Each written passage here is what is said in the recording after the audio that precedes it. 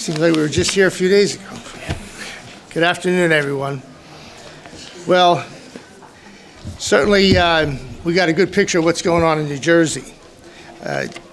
As we can see, the surplus is increasing each year exponentially. We calculate $3.5 to $4 billion higher than last year, which means that we're overtaxed by more and more each year. $10 billion surplus is a big chunk of money that should be in, a great deal of it should be in the pockets of New Jerseyans. We should be cutting taxes. The governor alluded to that we're cutting taxes. We haven't voted to pass any tax cut bills. So, by his number one reason for carrying such a large balance is his number one mission in his administration is to protect government services, not to protect the taxpayers of New Jersey by returning their money to them. We could have fully funded the school education formula easily last year and this year, and driven money down to a real sustainable property tax break for New Jerseyans. Not there. Income tax, obviously over-collecting on income tax. Nothing there to do anything with the tax rates in New Jersey with tax brackets. There's a lot of things that we could do to make life easier for New Jersey, rather than taking an extra $10 billion and giving a little bit here and a little bit there. And we're all supposed to feel better because we're getting a small piece of our money back. Very rosy picture painted. Definitely we are significantly overtaxed. So just in general, we could be doing a lot better for making it affordable in New Jersey. Affordability is talked about. The word is thrown around by the Democratic members of the legislature, and nothing happens. Here's your opportunity, Democrats. You can cut taxes this year. Not talk about non-existent tax cuts. We could cut taxes. The money's here. So with that, I'm going to turn it over to the Budget Officer for some comments, and then we'll take questions. Thanks, Leader. And good afternoon, everybody. I'm having a very difficult time finding the 18 tax cuts that the governor has. I don't think that he said he's put in place, but I do remember the 60 tax increases. And this is a government that has increased spending 53% in the last 6 years. I mean, that's an absurd amount. I don't think any of the members of the press here, anybody standing here, has increased their budgets by 53%. When you tax the hell out of people and you take all their money and then give it back to them in little tranches. What we need in the state of New Jersey, we need something structural here. Instead of these gimmicks, sending people checks back of their own money after you overtax them, just stop and think about it. 53% increase in budget from $34 billion to $53 billion. Remember, credit agencies, they don't give a damn about anything other than where the revenue's coming from. They don't care that the middle class is struggling and the working people are struggling to pay their bills. All they care is tax increases mean the bonds are going to get paid.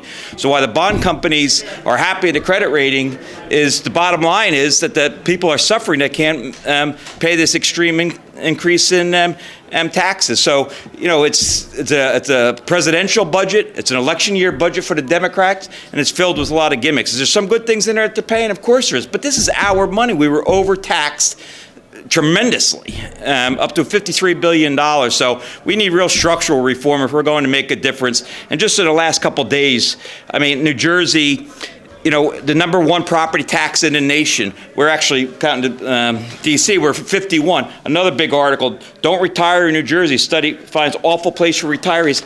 You guys, there's dozens and dozens of these articles out there. So while the governor has different colored sunglasses than the public and the working people, the rosy picture he paints just isn't reported by you folks. The picture is that we constantly rank in last place as one of the most expensive and overtaxed in the nation, and it's a shame that the governor's not doing anything structurally to give money back to the people who put that money in his coffer. So we'll be willing to take any question. And one other thing, I ran into a local mayor a couple of minutes ago from Morris County. His pension payments went up for his town 19%, and their health benefits went up 23%. That means they're going to have to raise local property tax to pay those bills that happened in Trenton. So, it's like the waterbed thing here. You push down and it pops up here. There's a lot of tax increases going on that this administration is responsible. That 23% increase in health care was, needless to say, absolutely outrageous. So,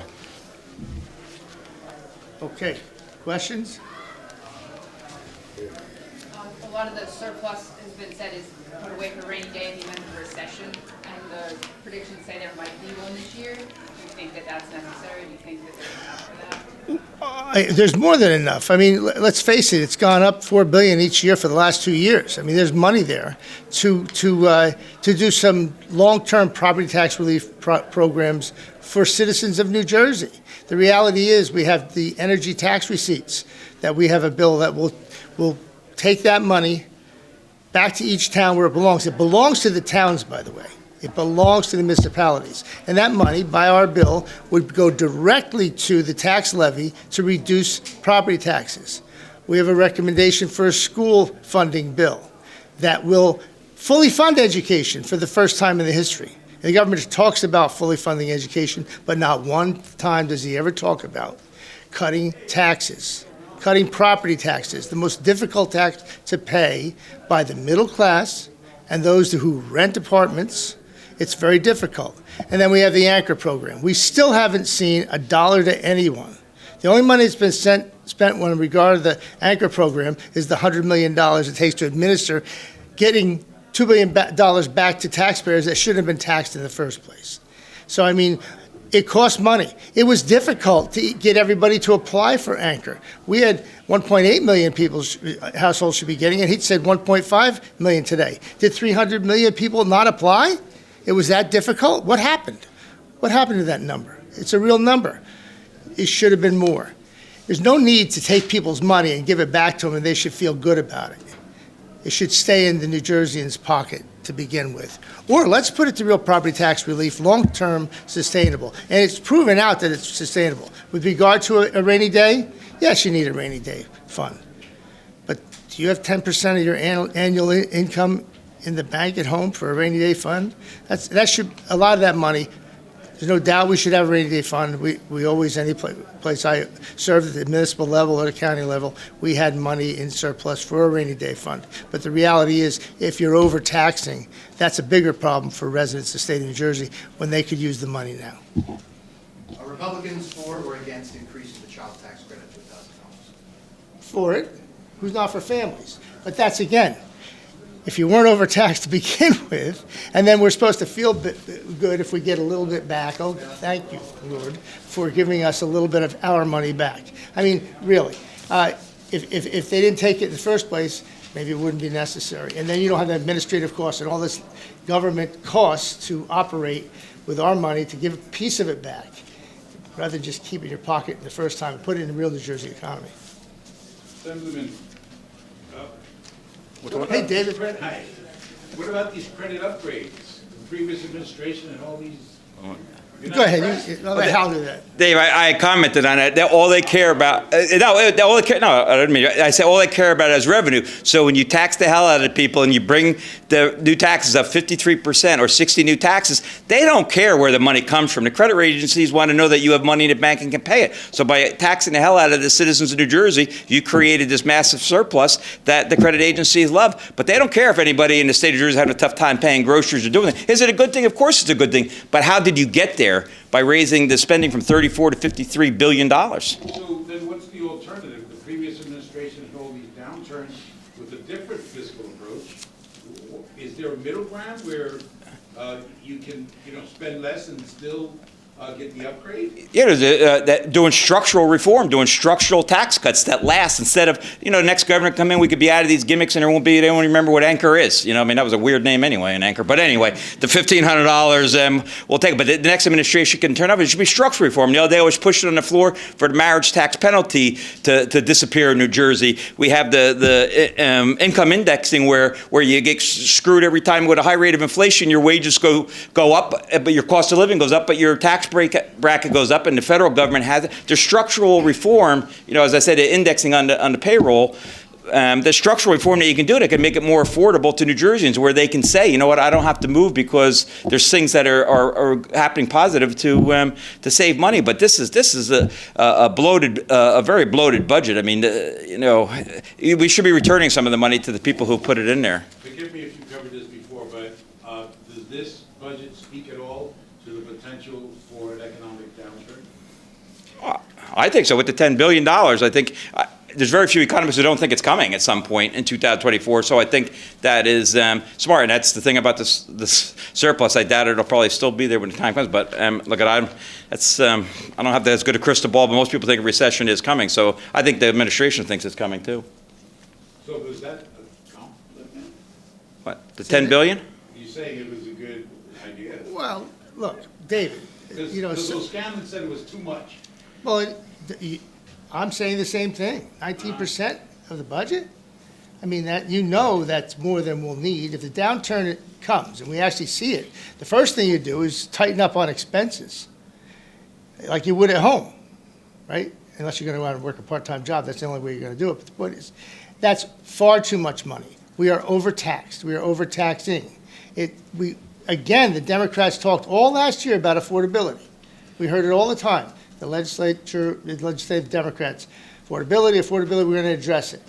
And to this date, not one real dollar has gone back to any New Jerseyan.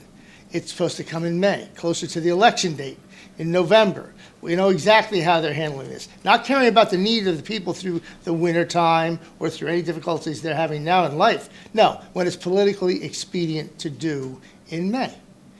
So that remember, when they go to vote, I feel good because, thank you, you gave me back some of my money that I sent you. We're far overtaxed in New Jersey. I'm not asking you to take our word for it. Take every single business survey out there that shows New Jersey is too expensive. It's not coming from just the Republican minority. It's coming from everywhere, that this is a very expensive state. The property, I mean, those are just facts, and the thing is, facts are stubborn things. That's just printed by the media throughout the country, and how expensive New Jersey is and how overtaxed it is. And this was an optimum time in the last couple of years to do something structural, where we had this amount of money in both years, and the Democrats decided to go with gimmicks and pass on real reform for the state of New Jersey, and it's really disappointing. In 2021 Lieutenant Governor debate, Sheila Oliver said it was racist for Republicans to bring up property taxes. Isn't it a little funny that all of a sudden we got about half the speech is about something that she was calling racist 2 years ago? Paul, I remember it. I don't get it. I don't know. Because everybody pays property tax, but yeah, no, it's interesting how the times have changed, and they found it's a number one thing. I mean, this report that came out the other day, the average property tax is $2,700 in the nation. We're at $9,000. Oh, really? And it's right here. Yeah, so anybody, but no, yeah. So I mean, I think they're finally getting it, but the people they can't afford to stay here, and they can't afford to work here. And Paul, I said it before, the most difficult tax to pay is property tax. It's not based on your ability to pay. If you make $1 million, you have $1 million to pay taxes with. I should say, if you make $100,000, you have $100,000 to pay taxes with. But the reality is, if that property tax bill gets too far out of your ability to pay, you have to make a choice. Am I going to stay in this house, move somewhere else, go somewhere else? Can I afford it? And we really have an opportunity here, because of this overcollection and the fact that our revenue streams are better than predicted, to put together one, maybe a couple of things, school funding and the energy tax receipts, again, which that money belongs to the municipalities, some $1.1 or $2 billion that the state hangs on to that doesn't belong to them. That could be going directly to each municipality's tax levy to cut it, mandated cut in the property taxes. And we would, for the first time in decades, maybe see the property tax bills reduce. And the school funding thing would be sustainable year after year, so that as we were funding to adequacy, the property tax would start going down on the school line item. So here, we have ideas. We're willing to work with the Democrats. Where are they? So you both mentioned at different points that, this is an election year. That's obviously going to be a focus of this coming year. Do you see anything in this budget that you think is going to be a big issue in this year's elections, either that your party can use or that might put you guys on the defensive? I think you're going to wait and you're going to see the pork get added. I think it's going to get worse from here. So no, I mean, we'll be pushing back, but hey, that's what well, we got to get the majority. That's what stinks being in the minority. They'll get at least this amount of money, and probably $7 million or more of additional pork. You know, we've been pushing on the JBOC funding. I mean, that's been a lot of pork going out the door. We've done comments on that, whether it's the governor's new SUVs with the COVID funding or the Hall of Fame and American Dream, et cetera. I mean, all that could be used to redo the UI system, to redo the DMV system, so, and they haven't answered on where there's billions of dollars of the COVID funds is either. That can make a difference. My gut tells me they're probably saving that towards the rainy day fund too, because we asked even today on the COVID funds, and there's really silence on it. There's billions of dollars sitting there on the sidelines. Joey, if I could say this. New Jerseyans are waking up. We are overtaxed.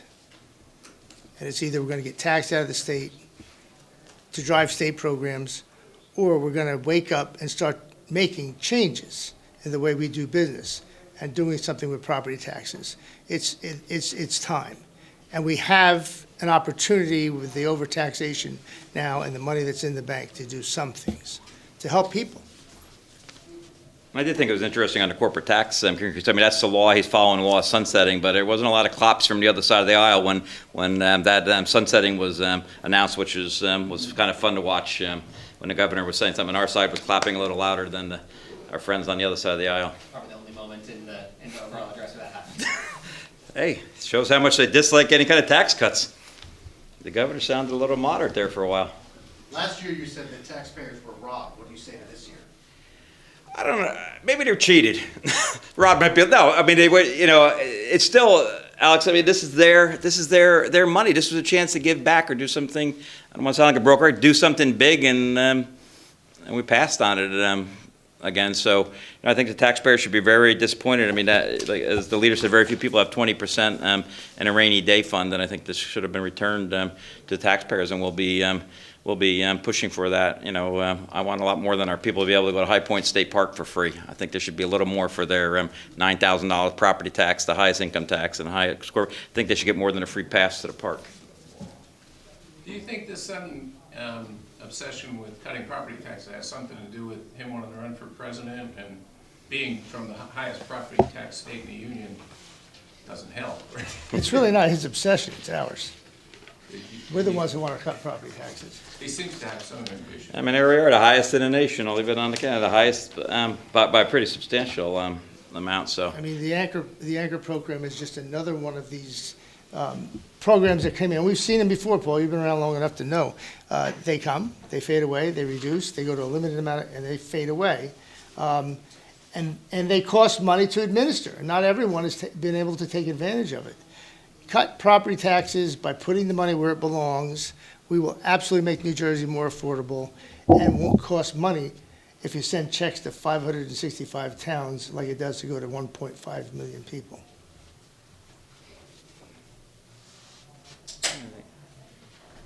Well, thanks, everybody, for taking the time. Thank you so much.